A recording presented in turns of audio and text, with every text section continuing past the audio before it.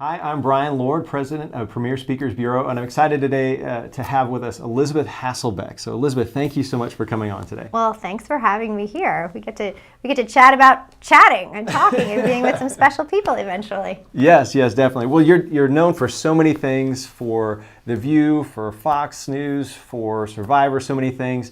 And but one thing a lot of people don't know about you, and it's kind of where you came up with the idea of living life like a walk-on.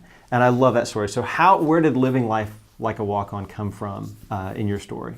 Well, I live life like a walk-on, and it really, I think, started, I went to Boston College, and I had played basketball through high school, and my dad really let me believe that if I worked hard enough, that I could be in the WNBA. I mean, I'm 5'4".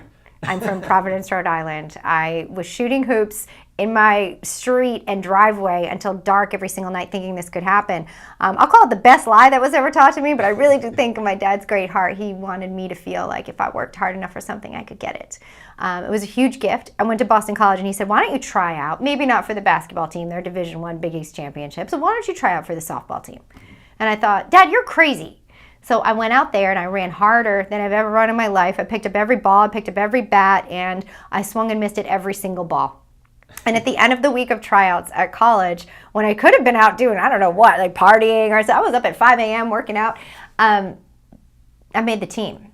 And I made it as a walk-on. It wasn't never that scholarship kid that was being recruited.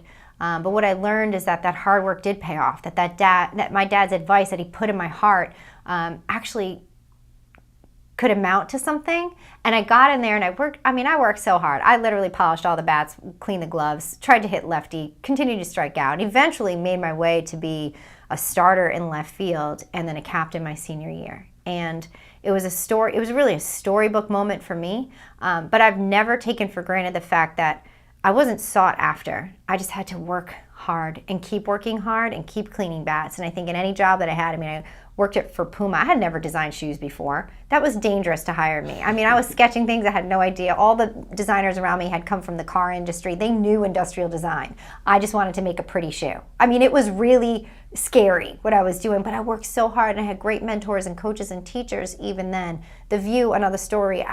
I wasn't trained in broadcasting. I just had to get in there and learn inside the depths of each building and corporation and group that I worked with. I've had to learn like a walk-on and run like a walk-on and work hard like a walk-on, and I've never been able to shake that mentality. And I really believe that has gotten me just not only to the point of these opportunities, but through them. And it's okay. I'm never going to be the best person in the room, but I might try to run harder than everybody else, and I might try to stay later, and I might try to research more, and that's something that can work for or against you in different ways.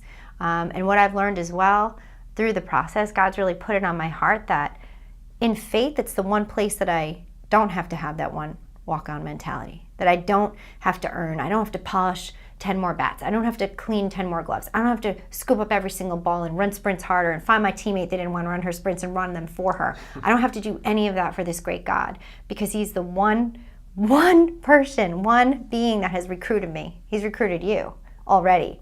I am never recruited, okay? I have never been recruited. I've just always shown up and outrun somebody. And it was such a great revelation on my heart to think, gosh, this walk-on girl, you've finally been able to see that God's recruited you from day one. He knows exactly how you're made. He loves you and wants you just like that. And he's already paid the debt with Christ. Knocks me out every time I think about it. But every other area of my life, and it's not one that's easily surrendered in my mind, because I think if I could just run one more sprint, if I could just do one more thing right, and mind you, I'm not type A. I just work hard like one, and tend to fall short most of the time, but I will work, my effort will always be there. So to surrender that to God has not always been easy, but I love what that mentality has done for me in the workplace. And I pray my kids, no matter how talented or blessed or fortunate or sought after that they are, never give up the idea that they should play hard, work hard like a walk-on. And the only area where they don't have to is in their faith.